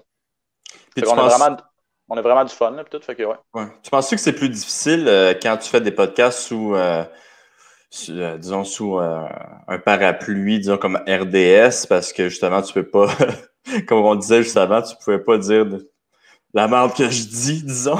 Ouais, mais tu sais, ça, pour moi, c'est pas une contrainte, parce que moi, j'ai jamais été controversé. Non, c'est ça. Ça dépend. Non, je suis capable, là, je veux dire. Je suis capable. J'ai déjà, tu sais, quand Georges s'est battu contre Johnny Hendricks, là, je me suis pogné avec je me suis pogné. Je l'ai challengé sur les produits dopants, puis il peut te confirmer qu'il ne m'aimait pas, tu sais. Puis, Hendricks, ça? Ouais, il pensait que j'étais payé par Georges, là, pour justement, là, tu sais. Mais attends, ça, c'était avant le combat ou essayer de trouver du dirt avant, ouais. Avant. D'un jour avant, là. C'est quoi, t'as fait une entrevue avec lui, puis il a dit, toi, je t'aime pas, ou ouais, en fait, ce qui est arrivé, c'est que tu sais un peu comment ça fonctionne. Là, souvent, les médias D, c'est des scrums qu'ils appellent. Donc, c'est des mêlées de presse. Il y a souvent plusieurs journalistes autour d'un fighter. Puis, chacun pose ses questions un peu à tour de rôle. Puis, ça. Mais moi, des fois, je suis plus sage aujourd'hui, mais quand j'étais un petit peu pitbull là, au début de ma carrière, quand je voulais arriver avec mes gros sabots, puis je voulais m'imposer dans le scrum, justement, là, j'étais capable d'arriver puis de prendre un peu en otage un peu tout le monde, là, puis poser mes questions à moi, puis pas laisser la parole aux autres, puis après ça, quand j'ai mon stock, je m'en vais. Là, fait que j'avoue que ça, c'est. Avec le temps, je me suis assagi parce que ça. Par courtoisie pour les autres aussi. Là, mais cette fois-là, c'est pas nécessairement ça qui est arrivé. C'est que ils m'ont posé des questions. Puis, je ne sais pas si vous vous rappelez, mais à cette époque-là, c'était pas mal une histoire là, avant le combat que Georges avait proposé de faire des tests antidopage avec VADA. Avant, il n'y avait pas USADA avec l'UFC et tout. Là. Fait que Georges avait proposé ça. Il avait dit je vais payer tout. Puis là, au début, Hendrix avait dit oui en premier. Puis là, finalement, il était revenu sur sa parole. Puis il a dit non. Il y a anguille sous roche. Si Georges veut payer, c'est parce qu'il se dope. Fait que moi, non, c'est pas vrai que je vais m'embarquer là-dedans. Puis de toute façon, VADA, c'est même pas des bons tests. Fait que là, en tout cas, il disait un peu n'importe quoi. Puis moi, je suis arrivé puis je l'ai challengé. J'avais avec moi la liste des produits interdits. T'sais. Lui, il disait que la liste des produits interdits de VADA, Voluntary Anti-Doping Agency, était pas la même, était vraiment plus smooth. Là. Il y avait vraiment moins de produits sur la liste que celle de l'Agence mondiale antidopage. Puis moi, je suis arrivé avec les deux listes, puis j'ai dit, by the way, il y a 4 produits, là, c'est des produits mineurs qui sont différents, fait que ton argument n'est pas bon. T'sais. Fait que ça a un peu commencé de même que je l'ai challengé sur ce qu'il avait dit auparavant dans des entrevues. Puis là, ce qui est comme arrivé, c'est que lui, il me répondait, puis là, moi, j'y répondais, puis là, lui me répondait, puis là, ça sonnait presque comme une chicane, ou un débat entre 2 personnes, puis là, t'as les autres journalistes qui étaient à côté, qui sont comme « Wow, qu'est-ce qui se passe? » Puis là, j'ai peut-être monté le ton, mais ça, je pense que c'est parce que l'anglais, c'est pas vraiment ma première langue. Fait que, quand je veux m'exprimer, peut-être que ça peut paraître un peu moins. T'as dit fuck you, Johnny Hendrix, I'm gonna kill you, puis là t'étais vraiment comment c'est un petit peu. ça a mal sorti finalement. Non, mais effectivement, le ton un peu. Le sien, le mien, on a comme les deux. Puis là, le soir même sur genre MMA Junkie ou MMA Fighting, je me rappelle plus, il y a comme un texte qui est sorti. Le titre, c'était Angry French Canadian Reporter challenges Johnny Hendrix on anti-doping. L'article, c'était vraiment juste comme le journaliste, il a dit ça, Hendrix a répondu ça, là, le ton a monté, il faisait comme un peu le play-by-play de notre chicane, là, puis j'étais comme, OK, ça, il existe-tu, cette vidéo-là, ou... C'est pas une vidéo, c'est un article écrit. Puis la vidéo d'entrevue, il doit exister à RDS, je sais que dans mes archives, je sais pas si on l'a gardé en intégrale. Sort ça, même. Ou si on a gardé juste je sais pas si on a gardé ça en intégrale ou si on a gardé juste certaines séquences du truc. Bonne idée, je vais checker ça avec Georges au bureau. Ce serait cool que tu sortes ça, Ben. Puis aussi, il ne faut pas y en vouloir à John Hendrix s'il était un peu fâché, il était quand même sa test. Là. C'est ça qu'ils disent. C'est ça qu'ils disent quand t'as la mèche courte quand tu te dopes, apparemment. T'as moins de patience, c'est peut-être ça qui est arrivé. Mais en plus, l'histoire de Georges, là, je me souviens que Georges voulait vraiment... Je sais pas comment il avait su ça, là, mais il y avait vraiment une substance qui voulait que Hendrix se fasse tester, là, puis c'était vraiment spécifique, là, genre, non, mais cette compagnie-là, ils ne testent pas sur cette substance-là, fait qu'il faut vraiment que ça soit WADA, parce que je sais que c'est ça qui prend. Je sais pas c'était quoi, s'il y avait je sais pas non plus, ça me dit quelque chose, l'histoire, je sais pas si, c'est parce que Georges aussi, il fallait qu'il fasse attention de... Tu peux pas faire des accusations non fondées. Puis Georges, il faisait sûrement super attention de dire regarde, j'ai des soupçons, mais il disait aussi à l'époque, c'est pas juste Johnny Hendrix, c'est généralisé dans le sport. Fait qu'il pointait Hendrix du doigt, c'est sûr que lui, Georges, il devait se dire c'est sûr qu'il en prend. Il prend probablement telle substance parce que il connaît des gars au gym Hendrix, ou connaît du monde qui le connaissent parce que c'est un petit monde, puis qui y ont dit, tu sais. Mais devant les journalistes, c'est sûr qu'il faisait attention un petit peu. Puis, il voulait faire ça by the book, je me rappelle. Je parlais avec Rodolphe, son agent, puis qui m'expliquait aussi c'était quoi le processus, puis tout ça, puis comment eux, ils voulaient même payer, là, comme je te dis. Il avait dit, regarde, c'est Georges qui a le cash, c'est Georges le gros nom, c'est Georges qui veut ça, fait qu'on va payer pour les tests. Puis là, ça avait créé une espèce de conflit entre les deux. Puis, non, et aujourd'hui, on connaît la carrière de Hendrix post-USADA. C'est ça aussi, là, c'est ça, tu te remémores ça 7 ans plus tard, puis tu regardes ça avec les lunettes d'aujourd'hui, puis tu te dis, ouais. Ça faisait du sens, ce qu'il disait, mais non, mais ça se peut, ça, parce que même moi, là, genre, une couple de mes adversaires, il y avait du monde qui venait me voir dire, hey, ce gars-là, il prend quelque chose, tu sais. C'est ça doit se parler dans le, non, ça se parle quand le milieu, là, tu sais. t'as beau être aux quatre coins de l'Amérique, mais tu voyages un peu, tu connais du monde, qui connaissent du monde, qui connaissent du monde. C'est ça, un gars qui est allé à ce gym-là une fois, puis que Chris, mais ça, en même temps, c'est des rumeurs. Là. Genre, tu peux pas baser tes affaires là-dessus. C'est ça l'affaire. Puis je pense aussi qu'il ne faut pas se cacher que c'est un problème qui est généralisé. C'est peut-être un peu moins pire aujourd'hui. Mais en même temps, où il y a de l'homme, il y a de l'hommerie. Je pense que ça va. Même s'il y a eu USADA. C'est soit moins pire ou soit ils le font mieux. C'est ça. Je sais pas. Moi, je suis un peu idéaliste. Là. Je me dis, c'est sûrement moins pire. Les tests, ça a l'air assez sérieux. Tout ça. Ils ont même testé, quoi, c'est Gilbert Melendez ou non? Ou c'est. Ouais. Qui a été releasé, mais là, USADA, 6 mois après, bien cogné. Hey, by the way, c'est comme ouais, c'est weird, ça.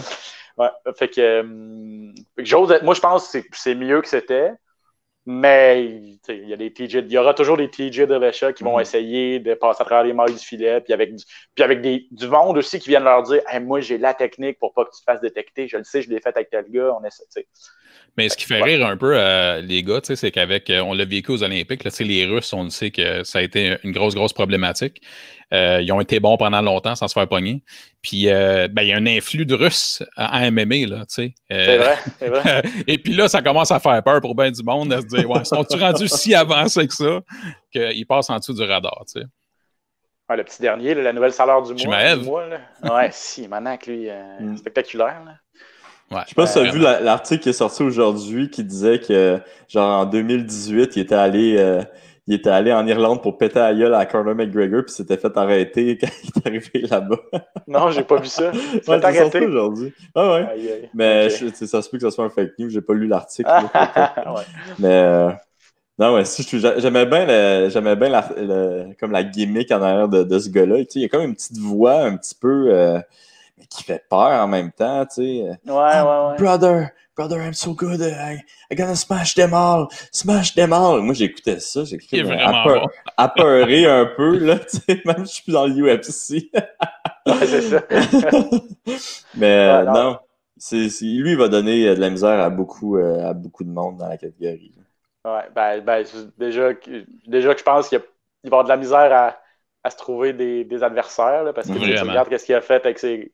Puis il n'est pas ranké, là, fait que là, c'est comme genre, tu sais, des gars rankés, là, ils vont faire comme... Pourquoi je me battrais contre lui? Ouais. Le discours, ça va être genre, prouve tes affaires, quand tu seras ranké, on va se battre, mais tu sais, dans la vraie vie, c'est parce que ça ne le tentera pas, mais c'est un gros problème qu'il va avoir, ça, c'est sûr, certain, mais quand même, c'est hallucinant comment, en 10 jours, 2 combats, tu peux te faire... un nom médiatisé avec un hype autour, là. C'est rare. Mais tu sais, il est un peu arrivé la même chose avec Johnny Walker aussi.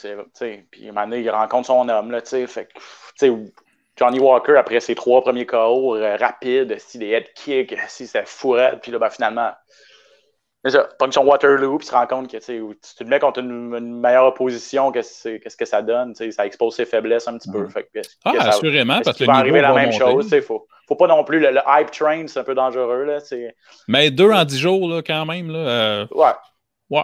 Mais c'est vrai que son dernier adversaire, là, il était pas mauvais, là, mais c'était.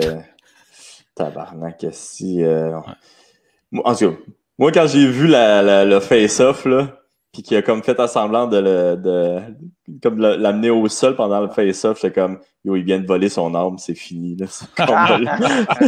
Le combat était fini pendant le face-off. Là, c'est sûr que quand tu réussis à gagner avant même que le combat commence, ça commence à être dominant. Là. Il l'a comme pris par derrière comme s'il allait le slammer. Là, j'étais comme, hey, Chris vient de voler son arme, puis c'est un huge disrespect, ça. Là, puis l'autre, il a comme pas eu de réaction. J'étais comme, hey, man. Ouais, ça sent là, je regardais la cote, moins 1000. J'étais comme, ok, peut-être pas, là, mais. Il l'a brassé en Simonac.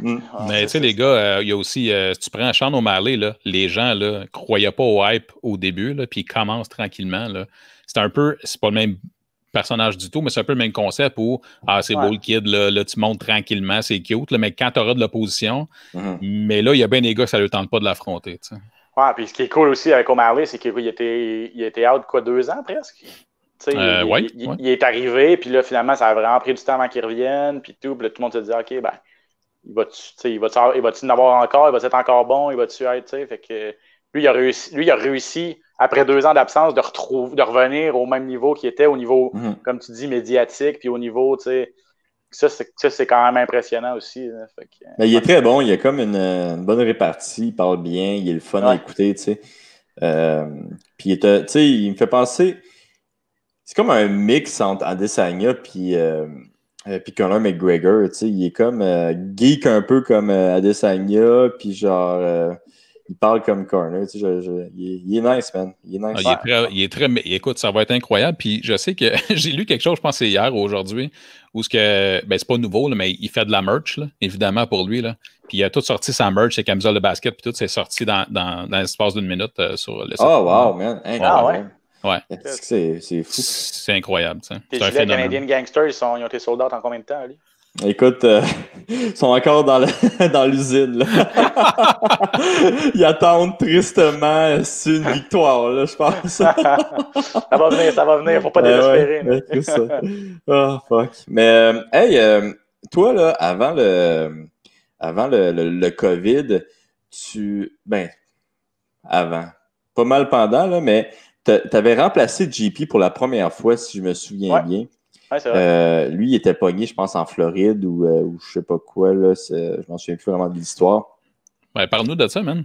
Ouais, t'as-tu... En fait, ce qui est arrivé, c'est que, c'est ça, Jean-Paul, il passe ses hivers en Floride. Parce que, ça paraît pas de même, mais il est en retraite. Il n'est plus vraiment en retraite parce que l'UFC, c'est quasiment un job à temps plein. On fait un job à temps plein. C'est juste qu'il peut en faire beaucoup dans Floride. Puis il fly, il vole à Montréal à tous les week-ends pour les Mais je te dirais que son teint, on peut ça paraît, hein? Ah, ouais. Ça paraît qu'il passe ses hivers en Floride. Ouais. Il paraît qu'il est bien, là. Mais là, c'est parce que ça devient un petit peu difficile et tout. Puis là, la première fois que je l'ai remplacé, c'était comme prévu d'avance. Il n'y avait pas vraiment de backup, Jean-Paul, il faisait tout. Il n'a jamais eu besoin. Il n'a jamais collé malade. Il n'a jamais eu besoin de quelqu'un vraiment pour décrire à sa place. La question ne s'était jamais vraiment posée. Puis là, à un moment donné, il a dit au producteur du show, François Lemay, producteur de l'UFC, qui, Frank, peut-être que je prendrais une couple de semaines off là, dans l'hiver. J'en sauterais une ou deux, là, peut-être. Penses-tu que Ben, il pourrait faire le play-by-play? Il me semble que je le verrais. Puis moi, j'avais aussi dit à François, ça m'intéresserait, c'est sûr. Avec François, j'ai travaillé quand j'allais sur le terrain, faire les entrevues et tout. Il m'a beaucoup aidé. C'est un gars tellement rigoureux puis tout. Puis je sais qu'il est exigeant, puis c'est correct de même. Moi, j'adore ça, travailler avec du monde de même. Puis, on en avait parlé un petit peu, mais il m'avait dit, commence à y penser, là, prépare-toi mentalement, pratique-toi au pire, tout ça. Mais il veut pas arriver et te mettre un gars en onde qui n'est pas prêt. Puis tu voyais que. Pas qu'il y avait une réticence à me mettre en onde, mais il voulait juste s'assurer que ce soit que je sois prêt et tout. Puis là, finalement, avec le temps, tout ça. Ouais, c'est ça. Fait que c'est correct de même aussi. Puis là, JP a dit j'en sauterais, j'aurais quelque chose de prévu telle fin de semaine, tel gala. L'horaire a changé. Il y avait une fin de semaine de congé de l'UFC. Le gala a été. L'horaire a changé comme un peu à la dernière minute. Fait que JP ne pouvait pas changer ce qu'il avait déjà prévu cette fin de semaine-là. En tout cas, bref, il a dit ça serait ton break, ça serait ton premier. Fait que c'était Dan Hooker contre Paul Felder. Ça, c'était au mois de février. Ouais. C'était mon premier gala. Ça a vraiment bien été. C'était cool. Puis le fait que je travaille aussi avec Pat pour les podcasts, ça a vraiment aidé aussi. Clairement. Arriver avec quelqu'un puis tu n'as pas la chimie, tu sais pas. Moi puis Pat, je sais pas, on dirait qu'on jase puis je parle, il sait quand je vais arrêter de parler. Je sais pas, c'est vraiment easy. Là. Fait que, on se pile pas ses pieds, on a chacun nos trucs. Fait que c'est cool aussi. Fait que ça a aidé pas mal. Fait que ça a été mon premier. Puis là, après ça, une couple de semaines après, quand le COVID est arrivé, là, Jean-Paul, comme tu dis, Oli, il était pogné en Floride parce que les vols, puis il était supposé revenir à fin avril. Finalement, il a fallu qu'il revienne au mois de mars, évidemment. Là, fait que là, ça a été le bordel. Fait que le dernier gala qu'il y a eu avant la COVID, c'était au Brésil. C'était Burns contre Maya. OK, wow. Ben oui, t'as raison, c'était le premier. Fait que ça, je l'ai fait un peu à pied levé, là. Parce que Jean-Paul Chemin était pogné en Floride. Fait que là, bref, tout ça pour dire que je suis son remplaçant officiel. J'en ai fait 2 à date. J'aime vraiment ça. Puis si Jean-Paul, là, il évoque l'idée de justement là, un peu comme Joe Rogan, là, de dire je les ferai pas toutes. Là. Il y a quand même quasiment des galas. Texas. Ah oui. Ouais, c'est ça. Non, mais tu sais, c'est ça. Tu choisi, faire tout, il ferait tous les pay-per-view, pas de problème. Tu sais, les gros, puis il me laisserait peut-être un samedi par mois, mettons, là, où lui peut prendre un congé. Là, il est vraiment cool, là, tu sais.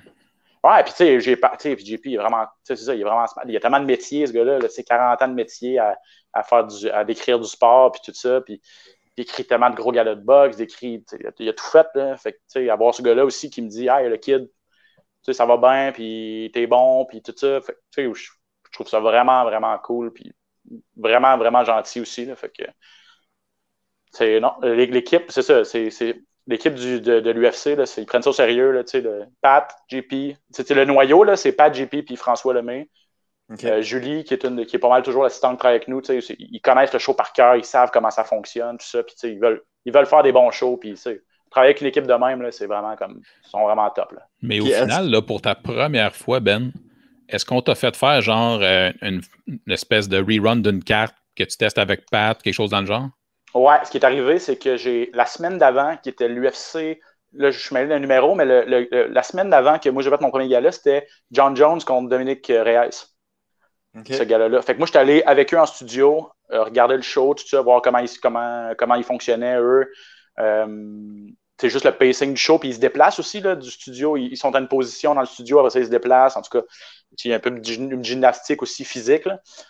Puis ce qui est arrivé, c'est qu'il y a toujours 2 ou 3 combats, souvent 2 combats qui sont juste sur Fight Pass avant d'entrer en ondes à RDS. Mais les gars, ils les décrivent quand même, au cas où que la carte va vraiment vite. Pardon, ça leur donne un swing bout, c'est ça, pour remplir. Fait que moi, ce qui est arrivé cette journée-là, c'est que j'ai décrit un combat. Un de ces 2 combats-là qui n'a pas passé à la télé. Fait que ça a bien été. Je m'étais préparé. Je m'étais vraiment préparé comme si j'allais faire le show, là, quasiment. Ben, j'avais juste préparé ce combat-là parce que je savais que c'était lui, t'sais. Puis là, finalement, François, il dit je te ferais peut-être faire l'autre, ça serait-tu correct? Je je préférerais faire celui. J'ai pas dit ça de même, mais j'étais comme ça serait vraiment plus le fun si j'étais capable de faire celui que j'ai préparé. Je l'aurais fait pareil, mais ça aurait sûrement été moins bon. Fait que là, finalement, mais là, ce qui est arrivé, c'est que finalement, ce combat-là a dû être mis en ondes après. Parce que la carte était vite aussi. Fait que là, sur le fly, c'est comme, on le passe en différé, mais là, on met pas à voix de Ben, Jean-Paul, il faut que tu décrives. Ben, les gars, Jean-Paul, Pat, il faut te décriver quand même. D'habitude, eux autres, c'est comme pré-canné, puis ils ont un break de 10 minutes, mettons, là, pour aller à la salle de bain ou je sais pas quoi. Là. C'est quand même des shows, c'est quasiment 8 heures. Là, fait que si tu as un petit break, c'est bon. Mais là, non, là, il a fallu faire qu'ils se revirent de bord et qu'ils décrivent un combat qui avait déjà eu lieu. En tout cas, c'était un peu spécial. Mais... Ma voix a failli aller en ondes. Il aurait pu l'envoyer en ondes probablement, mais ça aurait juste fait trop weird. Là, genre, qu'est-ce qui se passe? On a-tu perdu Jean-Paul en chemin? Ouais, c'est ça, il y a une sorte de voix. Fait que non, c'est comme ça. Fait que non, ça a bien été. Mais c'est beaucoup de préparation. T'sais, moi, je suis un gars super aussi rigoureux. Fait que je me prépare là, des heures et des heures pour. C'est normal aussi, là, c'est comme ça qu'il faut faire. Fait que là, c'est ça. Fait que j'ai fait de l'UFC, j'ai commencé au mois de juin à RDS, j'ai aussi décrit pendant le combat de boxe. Fait que non, c'est cool. Là, de ce temps-ci, ça va bien. Ouais, ça va. Puis là, j'imagine qu'il y a vraiment beaucoup de tes compatriotes qui je ne sais pas s'ils ont été mis à pied, là. Mais il doit y avoir.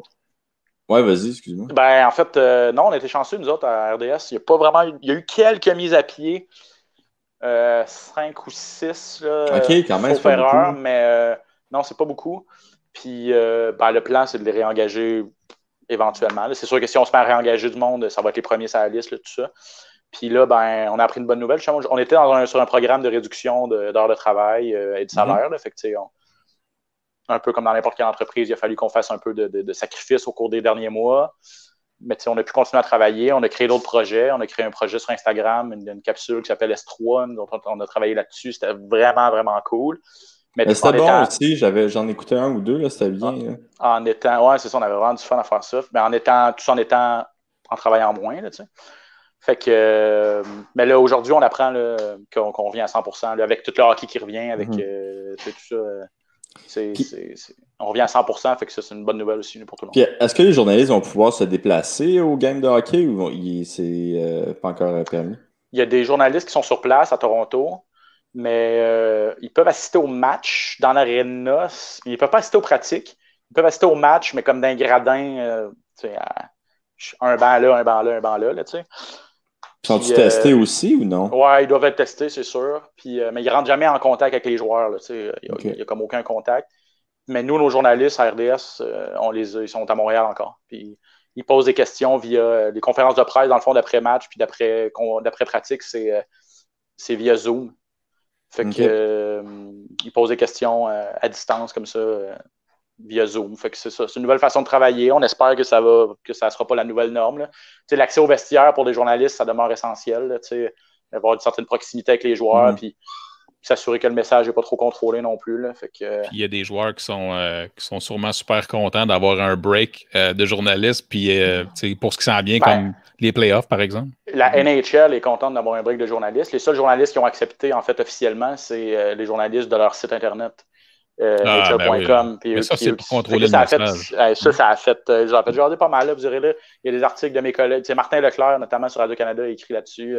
François Gagnon, nous autres à RDS, a écrit là-dessus, je pense.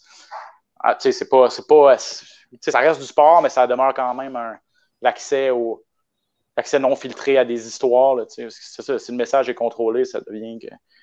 C'est pas là que comme Martin Leclerc dit dans son article, là, c'est pas sur NHL.com que tu vas apprendre que il y a un coup à la tête illégal qui a été donné, puis que tel joueur devrait être suspendu et tout ça. Il n'y a comme pas ces sujets-là un peu plus touchés. C'est quoi les ligues qui sont les plus difficiles, disons, qui contrôlent plus les messages, selon toi? Je pense la LNH, honnêtement. Canadien. Puis en plus, à l'intérieur, c'est ça, tu as le Canadien. Tu as la LNH qui est déjà serrée. Tu as le Canadien qui est d'un monde à part. C'est ça. Moi, j'ai pas couvert tout. J'ai couvert surtout, c'est ça. J'ai couvert les Alouettes un petit peu. J'ai couvert. L'UFC, c'est sûr que. L'UFC, ça. Ils aiment ça quand ils disent beaucoup d'affaires, les combattants, souvent. C'est quand même assez intense, l'UFC, mais tu es capable t'es capable. Non, mais honnêtement, c'est ça. Comme, quand tu as un accès direct à des fighters, puis ils nous le donnent beaucoup. Puis les fighters ont des grandes gueules, ils savent se vendre, tout ça. Fait que ça, c'est pas si pire. Puis, mais le gros problème, c'est le problème. C'est une réalité avec laquelle il faut que tu fasses affaire. Dana White, c'est un bully, là, je veux dire, il a son style, là, puis quand tu poses des questions qui ne font pas son affaire, il va te le dire. Là, puis il faut que tu sois prêt en tant que journaliste à le recevoir aussi. Là. Il y a des gens qui n'aiment pas ça, il y a des gens qui trouvent que c'est too much. C'est quoi le dossier du journaliste de Toronto? Là? L'histoire, dans le fond, c'est l'histoire de Conor McGregor, qui avait des problèmes avec la justice en Irlande, des femmes qui l'accusaient de des trucs. Il y a un journaliste de Toronto qui avait posé une question à un presser, une conférence de presse là-dessus, puis Dana White, il l'a envoyé chier poliment, là, en voulant dire on a déjà répondu à ça, regarde l'entrevue sur ESPN, on en a parlé, on change de sujet, merci, bonsoir. Fait. Il ressemble un peu à Trump. Je veux dire, oui, là, dans un sens, c'est sûr, mais tu sais. Mais par contre, c'est son style. Il y a la qualité de ses défauts, par contre, parce que c'est à peu près un des seuls sports, on va dire dans les sports professionnels ou majeurs, qui justement encourage à ce que les gens, donc ces combattants, s'ouvrent aux journalistes, puis qu'ils disent qu'est-ce qu'ils pensent réellement, puis que ça brasse de la merde. Ça fait partie des storylines des combats, ça fait partie de... Après ça, il fait ce qu'il veut avec cette information-là, mais par contre, jamais il va dire comme... Les Canadiens, quand tu rentres là, tu as ton petit livre de quoi ne pas dire, quoi dire. Ouais, c'est sûr. Il n'y a pas ça dans l'UFC. Non, il n'y a pas ça. Puis, tu sais, lui, c'est des quotes, des trucs des citations controversées ou des commentaires controversés, ils se nourrissent de ça, puis ils font de la promo avec ça. Exact. Ça, même des commentaires racistes, là, de Colby Covington au Brésil, qui dit à la foule que c'est des vidanges. Là, les autres, ils prennent ça pour des promos après. L'autre fait des voix de fait, il envoie un dolly dans l'autobus, puis ils reprennent ça après ça. Là, ils sont comme, on n'est pas content, là, ils mettent ça partout. Ça va loin, là, mais en même temps, ça fonctionne pour eux, c'est leur recette. T'es d'accord ou t'es pas d'accord? Moi, je me garderais une petite gêne, personnellement. Là. Mais Ben, tu trouves pas... Toi, tu l'as couvert, le UFC, puis les autres sports. Moi, évidemment, on est plus proche des sports traditionnels, professionnels, là, mais c'est ça la différence, je pense, entre le hockey, la NFL, etc. Ce sont des sports professionnels. L'UFC, c'est une compagnie de promotion. Oui, ça c'est sûr. Ça fait toute une différence dans ton marketing, là, puis où est-ce que tu t'en vas avec ça. Ça donne que dans la compagnie de promotion, il y a des combats. C'est sûr que la nature du sport est différente. C'est sûr que ça, c'est sûr. Tout est moins... comment dire? C'est plus propice à ça. d'un autre côté, si Dana White il dit ben, je veux que l'UFC devienne aussi gros que la NFL, la NHL puis la NBA, ça va devenir le 5e sport majeur ou je sais pas quoi, tu sais, je veux dire, c'est pas en faisant ça que tu vas y arriver, tu sais. Parce que si tu fais des affaires controversées comme ça, tu vas toujours avoir une frange de gens qui disent ben là, non, ça, c'est pas pour moi. Mais, c'est pas sérieux, c'est pas des modèles pour nos enfants. Là, je veux dire, Pat Mahomes qui est payé 500 millions, qui est un. Comme, qu'est-ce qu'il fait? Il donne à la charité, c'est un modèle pour la jeunesse. Laurent Duvernay-Tardif, Christy, je veux dire, il est médecin. En même temps, dans la NFL, c'est là qu'il y a le plus de gars en tôle aussi. Là. Fait que, c'est ça qui arrive. Mais tu vois, mais ils réussissent quand même à mettre de l'avant qui? Ils mettent de l'avant Peyton Manning, Drew Brees, qui est dans sa communauté super présent. Ils mettent de l'avant ces gars-là.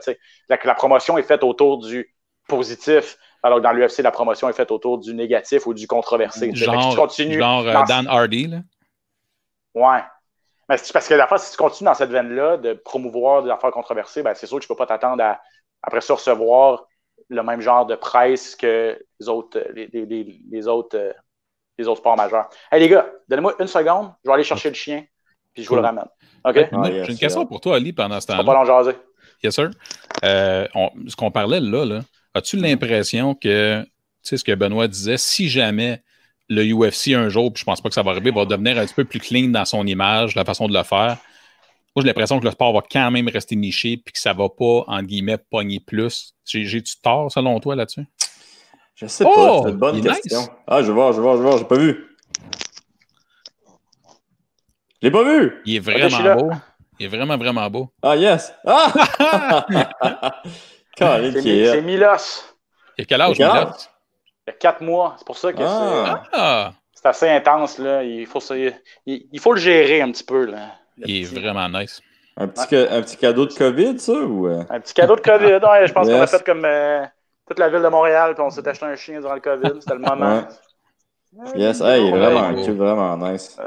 C'est le moment attendrissant du podcast. Voilà, ouais. Mais là, t'es gentil, par exemple. Wow! Oh non! C'est méchant, là. Mais pour répondre à ta question, je sais pas, moi, je pense que ça pourrait aider. Mais tu sais, c'est sûr que dire de prendre Venom... Ça sera pas long, les gars. C'est sûr que...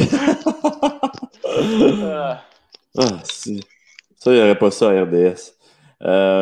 Mais c'est sûr que prendre Venom comme compagnie pour le linge, c'est un bizarre de move. Y es-tu parti? Non, je l'ai juste. Le temps qu'il se replace, là, je l'ai juste enlevé un petit peu.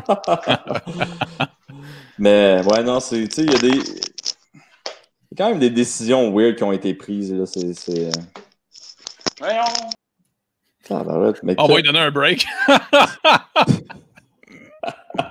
Moi, je veux voir qu'est-ce qui se passe. Non, mais il est comme plus là. Fait que, ouais. Ah non, il a disparu? Ouais, ben, j'imagine qu'il va se reconnecter là. Ouais, il s'en vient. Ah, yes. Guess who's back? Continuer comme ça, mon trépied a décidé de lâcher en plein milieu. Ben, désolé, ça fait intéressant. Ouais, non, ça, on disait que... Pas du RDS, ça, là. Non, Christian. Il est où le caméraman? Mais Ben, moi, je suis curieux de savoir, tu as 33 ans, ta carrière, elle va durer encore très longtemps. Qu'est-ce que tu souhaites? Ouais, puis mais qu'est-ce que tu souhaites? Là? Ça, mettons, c'est toi le boss de tes shorts. Qu'est-ce que tu veux faire? C'est quoi ton rêve au niveau journalistique, communication? Ben, moi, c'est sûr que mon sport préféré, ça a toujours été le football. NFL, surtout. Donc, si je pouvais couvrir un Super Bowl dans ma vie, ce serait mon rêve. Genre, mes deux gros objectifs de carrière, couvrir un Super Bowl, couvrir les Jeux olympiques. Mm-hmm. Donc, en espérant que ça va arriver un jour, mais... Tu penses-tu qu'à cause que vu que tu couvres beaucoup les sports de combat, est-ce que tu penses que tu vas être étiqueté justement à faire ça ou ça se voit du monde qui switch de sport quand même? Il y a des chances. Il y a des chances, effectivement, que tu sois étiqueté. Mais tu sais, moi, je regarde des gars comme... Puis je suis vraiment, vraiment pas rendu là, puis ça va paraître prétentieux ce que je vais dire, tout ça, mais tu sais, des gars comme Mike Tirico aux États-Unis, Bob Costas à NBC...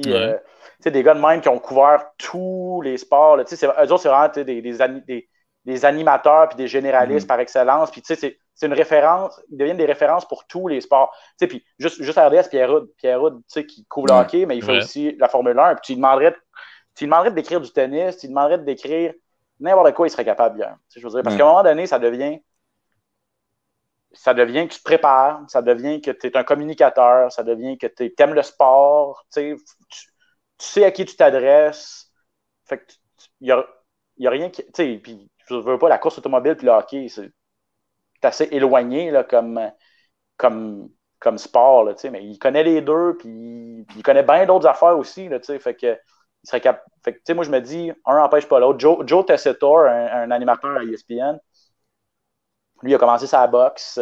Il en fait encore de la boxe aujourd'hui. Il s'est retrouvé dans le boot de Monday Night Football l'année passée. Pour les 3 dernières années, il a perdu sa job. Là. Ils l'ont remplacé, mais il s'est quand même rendu jusque-là. Fait que, Mike Tirico, que je disais, il couvre du golf, il décrit du golf, il décrit du tennis, il décrit du basketball, il décrit du football. C'est Bob Costas, il a décrit c'est ça. Il a décrit du hockey aux Jeux Olympiques, il a tout fait. Là, fait que, je me dis que c'est pas. Un n'empêche pas l'autre. Je veux dire, c'est possible. Mais c'est les patrons qui décident au final. Tu as beau leur dire, hey, je suis capable de faire ça, je suis capable de faire ça. S'ils disent non, on préfère. Ça se peut qu'ils disent aussi, on préfère. Là, nos fans de sport de combat, de boxe, de MMA, d'étiquette, pour eux, ton visage est relié à ça. Puis pour les autres, pour les animateurs d'RDS, ton visage, c'est ça. C'est ça que tu représentes. On préférait que tu restes là-dedans. Ça serait dommage, mais en même temps, c'est possible. Puis, je veux dire, ce serait tout à fait compréhensible aussi. Oui, puis la culture peut changer dans un sens ou dans l'autre au fil des années aussi, de la culture de l'entreprise en ce sens-là. Ben, ouais, puis non, puis ce que je dis, c'est. Puis je pense pas que c'est ça qui va arriver nécessairement. Je veux dire, il y en a plein, la RDS, des gens qui font plusieurs sports. Puis il aime ça avoir des généralistes aussi, comme je disais au début, qui sont assez polyvalents pour faire un peu de tout. Puis dépendamment des besoins que tu as aussi, là, comme là, je sais que c'est depuis quelques années, le tennis est en essor total. On a acheté les droits des grands chelems, mais on fait pratiquement tous les tournois de l'ATP aussi. Là, fait que ça aussi, il y en a presque à toutes les semaines. Fait que ça prend plus qu'une équipe aussi pour les faire. Fait que ton équipe de tennis, ton équipe A là, de tennis, là, ben, est secondée par des équipes B et C, là, parce que ça te prend plusieurs personnes pour. Des fois, il y a 2 tournois en même temps, là, puis on fait les 2 sur les ondes de RDS. Là. Un le matin en Europe, puis un autre dans l'après-midi en Amérique. Là, fait que, ça te prend du monde pour travailler, puis ça te prend du monde à la description d'événements sportifs qui sont capables de le faire aussi. Fait que, je veux dire, eux autres, ça sert tout le monde dans ce temps-là quand tu as du monde qui sont assez polyvalents. Mais moi, je suis un journaliste. La description, c'est sûr que ça m'intéresse, mais je suis un journaliste aussi à la base. J'aime ça fouiller, j'aime ça rapporter des trucs. Fait que, c'est sûr que si j'allais couvrir, ben, c'est ça, comme je te dis, Super Bowl, les Jeux Olympiques, juste les Jeux Olympiques, là, couvrir un peu tous les sports, puis juste vivre l'expérience olympique, être dans le village, être loin de la maison pendant 3 semaines, puis assister à l'histoire, tu sais, veux pas, c'est des records, peu importe la discipline, tu as tellement de trucs à te mettre sous la dent là, pendant 3 semaines, 2 semaines, là, ça serait fou. Là. Ouais. Dans les Olympiques, ça a l'air d'une nestie d'expérience. Là. Ah, c'est ça doit être un méchant trip. Là. Tu connais du monde qui les ont fait, là, ils m'ont tous dit que c'était fou. Puis, même pour les journalistes, ça doit être fou, là, ça doit être insane. Ouais, c'est ça, c'est bon. La fois, c'est que les journalistes, eux, ils n'ont pas besoin. Ils n'ont pas le stress. Ils n'ont pas le stress. Être un athlète aux Jeux Olympiques, là, tu souhaites que ta compétition soit au début. Là. Après ça, tu peux profiter. Tu sais. Ouais, tu peux aller sur Tinder après. Tu peux aller sur Tinder dans le village, voilà. Mais pour les journalistes, je veux dire, oui, il faut que tu travailles fort, c'est sûr, mais tu n'as pas la contrainte d'être au pic de ta performance puis d'être obligé. Tu peux te laisser aller un petit peu plus, tu rencontres des collègues, tu rencontres du monde de partout dans le monde, tu partages des expériences et tout. Non, ça doit être quelque chose. Ça, c'est comme juste le positif. Là, Bon, écoute, Benoît, un gros merci d'être venu. Merci, Ben. Ah, ben, ça me fait plaisir, puis désolé, ça a été rock'n'roll un petit peu à la fin, mais... Ben non, nous, on aime ça. T'as-tu quelque chose que tu veux plugger ton podcast avec Pat Côté, même si c'est la compétition directe à ce podcast-ci? Ouais, direct. Ben non, mais surveillez ça. Vous pouvez vous abonner encore. Comme j'expliquais, on est un petit peu on est en pause, malheureusement. Je pousse fort là, pour un retour, mais le COVID oblige, on était un petit peu... on était sur le banc, comme on dit. Là. Devez-vous porter des masques quand vous allez voyons, travailler? Ouais, il faut qu'on se masque dans les aires communes. Quand on est assis à notre bureau, on est correct. Là. Puis en ondes aussi, on ne met pas de masque. Là. Je suis quand même déçu, ça aurait été hot. Ouais. Ben, il y en a qui le font. Là. Je sais qu'à TVA, tout ça, ils le font. C'est correct aussi. Là. Mais non, il y a des directives assez strictes. Puis l'environnement de travail est quand même sécuritaire aussi. Il faut se rappeler qu'il y a des gens qui. On ne connaît pas les conditions médicales de tout le monde, on ne connaît pas les conditions de santé de tout le monde. Il y a des gens qui ont des petites familles et tout, là, donc il faut faire attention. Là. Mm-hmm. On prend nos précautions. Fait que le podcast, en espérant qu'il va revenir bientôt avec Pat Côté, ça s'appelle Dans la cage. On reçoit souvent des invités. Oli, tu es venu à plusieurs reprises. Merci beaucoup. Ouais, en fait, je suis juste venu une fois. Là. Tu es venu une fois. Non, mais tu es venu une fois. C'était une fois, mais c'était toute une fois, par exemple. Non, mais tu es venu une fois en studio au complet, faire le show avec nous autres, mais au moins une ou deux autres fois juste en entrevue comme ça. Ouais, ça se peut, ça. Au téléphone. Là, j'espère. Là, by the way, je vais te le demander, moi. PFL, tu vas revenir. Ça marche encore ou ça a été. À ce que je sache, oui. OK, parfait. Mais là, je sais qu'ils reçoivent des messages de haine des champions de certaines catégories. Là. Ouais, je pense que c'est Lance Palmer qui n'est pas content là, présentement, là, qui est champion. Il trouve que ça revient pas assez vite? Ouais, ou quelque chose comme ça. Mais nous, ils nous ont dit que ça va être la saison 2021. Puis là, tu sais, ils donnent quand même de l'argent. Là. Ouais, ils vont commencer bientôt, dans 2 ou 3 mois, je crois, qu'ils vont commencer à me payer. Mais tu sais, c'est pas des gros montants. Là, tu sais, je pense que c'est 1000$ par mois. Là. Qu'est-ce que j'ai besoin quand même de faire autre chose là. Ouais, c'est bien. C'est mieux qu'une claque à la gueule, comme on dit. C'est mieux qu'une claque à la gueule, mais tu sais, ça, puis en plus, je donne des cours maintenant dans les parcs, fait que ça. Ouais, j'ai vu ça. Tu sais, ça me fait de petit argent de poche, là, tu sais, je suis capable de. Je suis bien. Bon, en espérant que ça revienne rapidement. En tout cas, bref, fait que quand tu vas, c'est sûr que quand tu vas revenir à la compétition, on va t'inviter au podcast. Ben ouais. Sinon, Sport 30, du lundi au vendredi.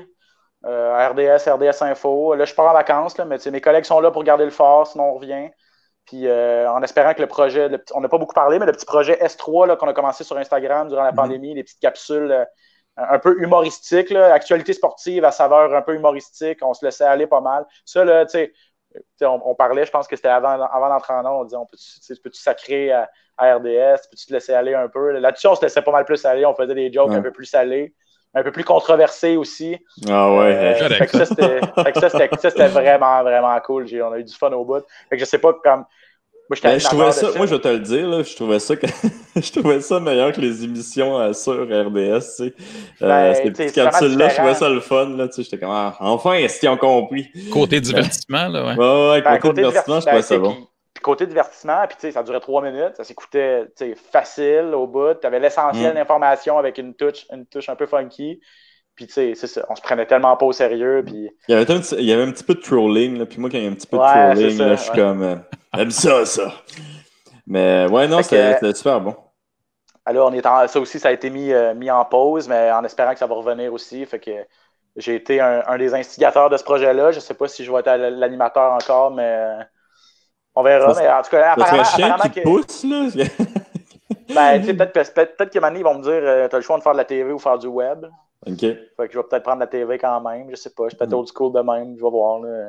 Écoute, le web, c'est le futur, man. Le web, c'est le futur. Je sais. Peut-être je vais faire que si la question se pose, je vais devoir prendre une décision. Fait que, on verra rendu là. On va traverser le pont, mais qu'on soit rendu à la rivière. Mais ça pour dire que ça va peut-être revenir, mais si c'était sur la page Instagram de RDS, on mettait ça en stories, fait que ça rentrait automatique ceux qui étaient abonnés à RDS sur Instagram. Donc, abonnez-vous aussi sur Instagram, en tout cas. Puis, voilà, c'est pas mal ça que j'ai à plugger. Abonnez-vous à RDS, la télé, on a besoin de vos abonnements là, parce que ça va pas trop bien. Ah ouais, y a-t-il une diminution d'abonnement? Ouais. Je vais te le dire, si je suis un de ceux qui s'est désabonné. Oh non!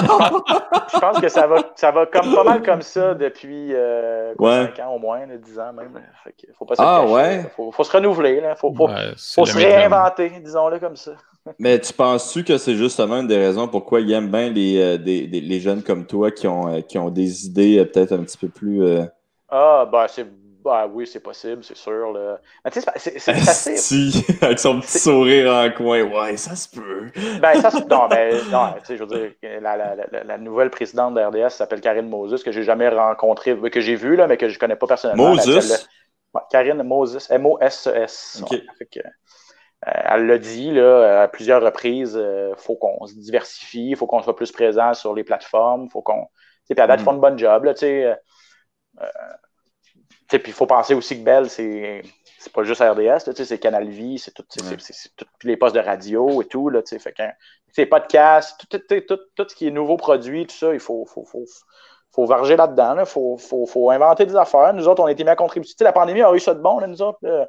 Ils nous ont dit, on était un petit peu chez nous à se tourner les pouces, puis là, moi, j'ai pitché un projet, puis on fait comme, ben go, vas-y, voici ton équipe, garde-toi, puis on verra ce que ça donne. Puis finalement, ils ont été super contents du résultat, en espérant que ça va revenir. Puis ce que j'allais dire aussi, c'est au niveau, oui, les petits jeunes comme moi, c'est bon, je sais comment fonctionne un cellulaire, je sais c'est quoi Instagram, je sais quoi, oui, ça va chercher une certaine tranche d'âge, mais il ne faut pas oublier non plus que, il y a bien du monde de RDS qui sont encore abonnés au câble parce que c'est pour écouter le Canadien, puis c'est pour écouter dans la chambre, puis c'est pour écouter, il faut penser à ces personnes-là aussi qui sont non négligeables, qui sont ceux qui se désabonnent de la TV, là, c'est des jeunes, là, fait que c'est ceux qui sont encore abonnés, qui est notre pain et notre beurre, là, pas, là, c'est ceux qui sont abonnés au câble, qui sont abonnés à RDS, il faut leur donner des émissions qu'eux apprécient, fait que arriver Ben Baudouin avec en t-shirt puis en calotte, puis avec parler franglais, puis faire des jokes, les autres sont comme non, je m'en fous, là, tu sais. C'est un bon point, ça, par exemple. Il faut savoir à qui tu t'adresses aussi. Fait que je pense que ça prend une variété, là. C'est un bon point. Hey, je vais faire encore mon Olivier Aubin, là, l'intervieweur. Là. Chaque fois que ça va pour finir, j'ai des questions qui pop, puis des questions fucking random. Là. Fait que, okay. T'es-tu prêt? Je me demandais, c'est-tu RDS qui a les droits de PFL? Ouais. OK, c'est RDS qui les a. Ah, yes, tabarouette.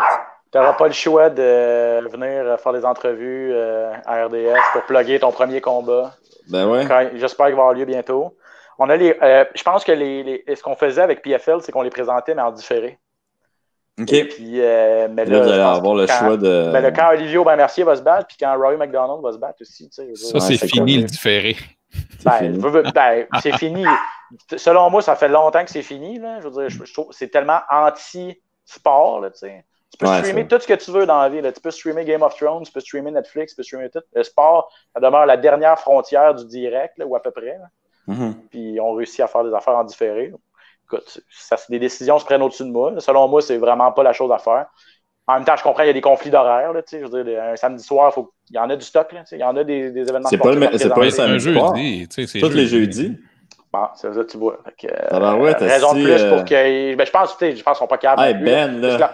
L'affaire, c'est que PFL, on se le cachera pas. PFL, c'était pas.